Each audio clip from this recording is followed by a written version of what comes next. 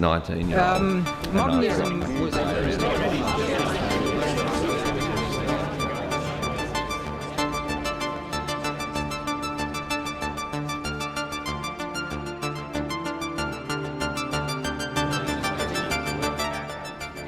glad to be in Los Angeles right now as an art maker, as an artist.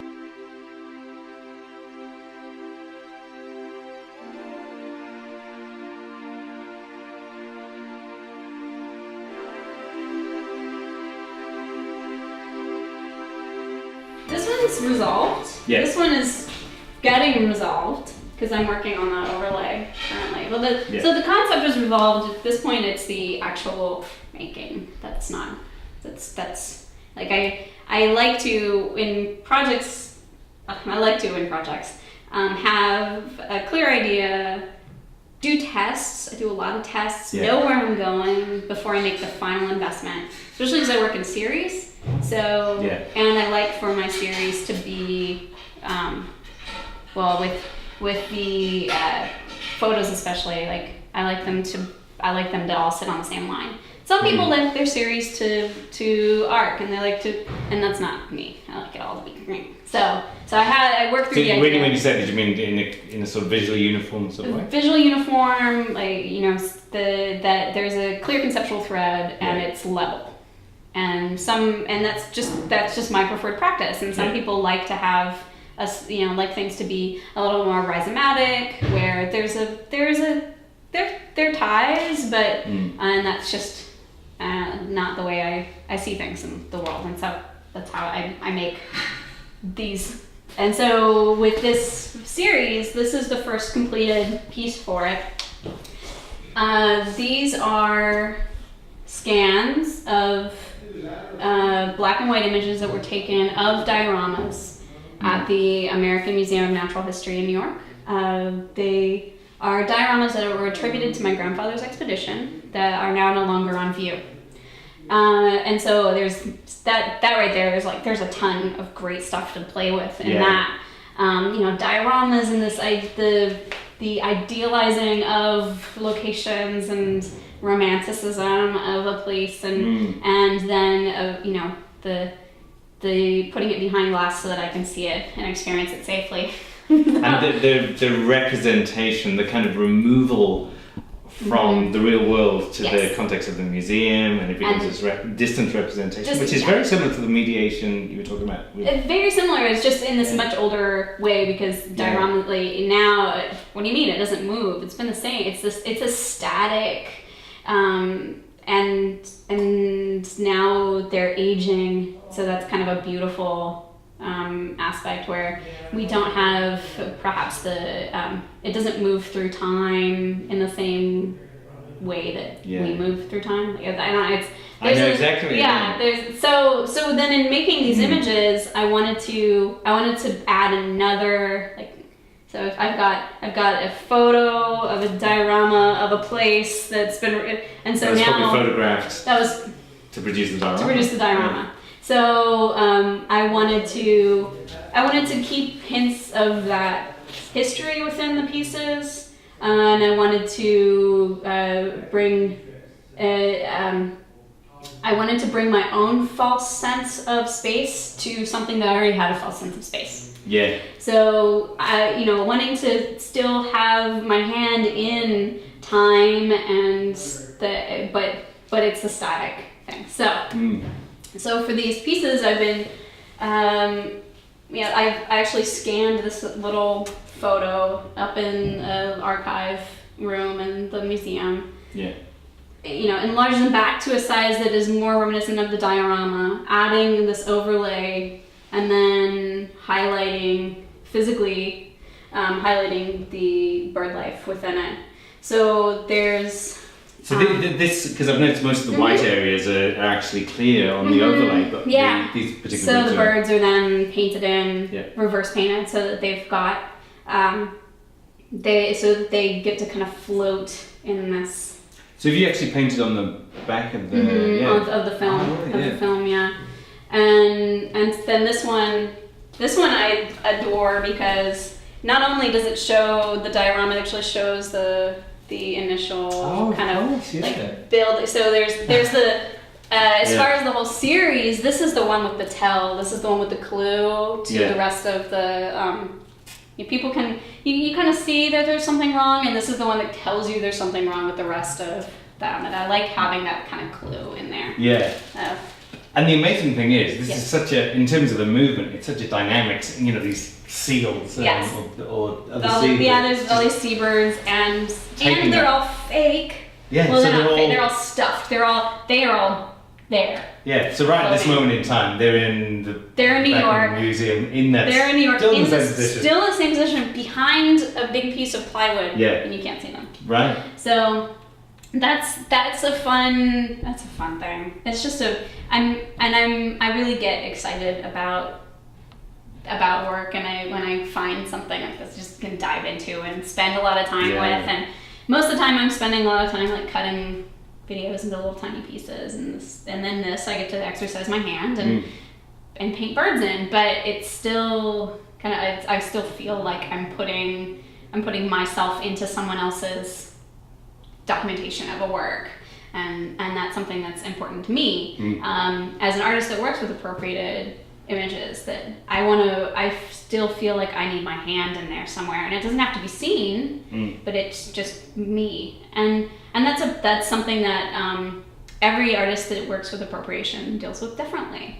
That's just my way of dealing with it, is the touch. So this background is that's the desk, right? That's the desk. So this is the photograph. The photo. And that's the desk. And I used a hand in scanner in the museum, in the archive, and like up in this file room in the ornithology department. And I used this wonderful hand scanner. It's like spy stuff. And it's got amazing resolution. And so I was scanning things on this beautiful desk, and so that I liked that. Back to some formalism, some painting. Like I love this. Is that this negates the ground. This is the flat. This is really what's letting you know that there is no depth truly in this. Yeah, I think that's a conceptually and visually as well. It's such an interesting touch to it. I really love it, and it's and like the sense of place, and so then this automatically becomes of two places. Yeah. So.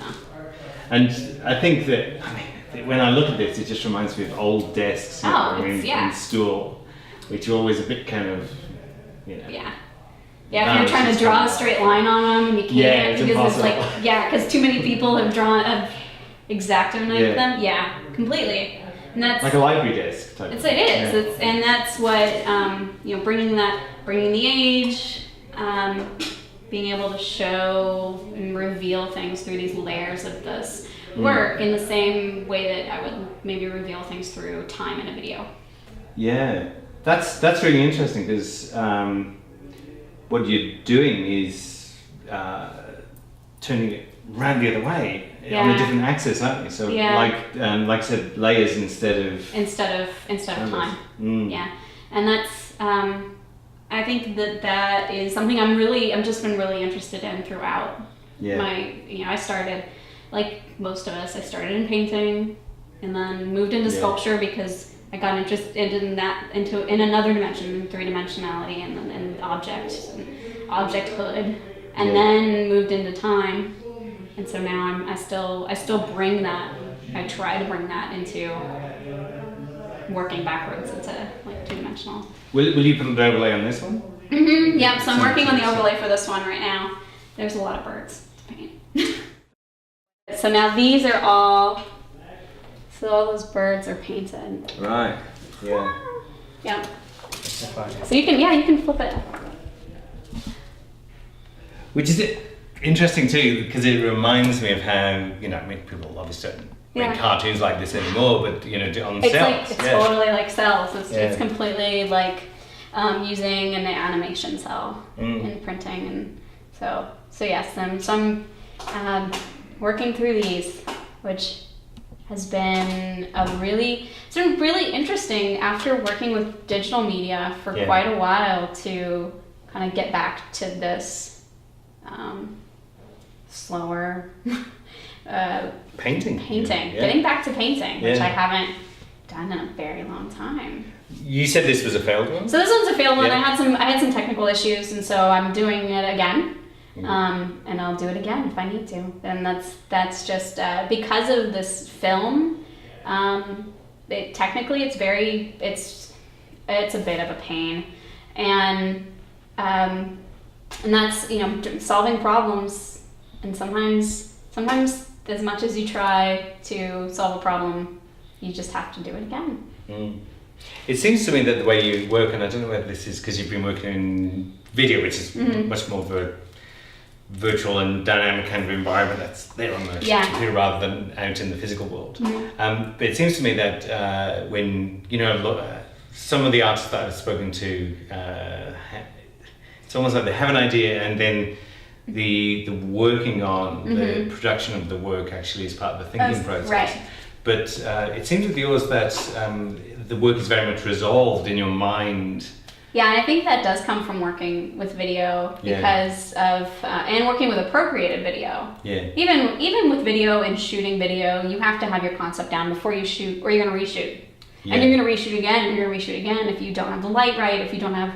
So those are things you learn from doing, and you figure out pretty quickly. Oh, if I get all my stuff together before I start this, then I only have to do it maybe twice instead of 25 times. And it gets really frustrating every time you go back out to a location because there was something wrong, because you weren't prepared. It's sort of thinking from the other end, I think. I think a lot of artists work where they narrow it down into a funnel, but...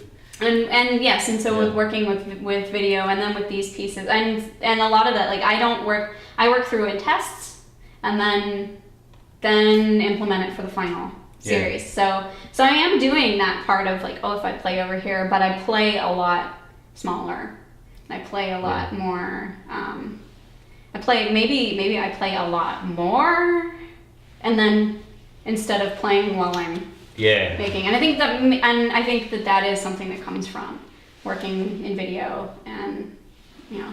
You do have an undo button, which is really nice, and I do love that. Yeah. But you do kind of have to have it planned out, and especially if I'm appropriating some video, I have to find out where to get the video. I have to find out what resolution I'm getting, what I can, you know, what are the limitations that are already there with the materials that I have, and I will get a concept for a video, and then I'll spend months looking at footage before I find the clips, and it has to then be resolved to a certain point before I can, or I will find myself and going back to the beginning and having to find all my footage again. And so I think just working in this way, I've learned what works best for me in this practice, and it is a lot different from most of my friends that do all right, let's see what happens. And I do that to some extent, but maybe I do that in my head more instead of physically. I find artists tend to gravitate to one or the other. Yeah, definitely. Ways of working. Yeah.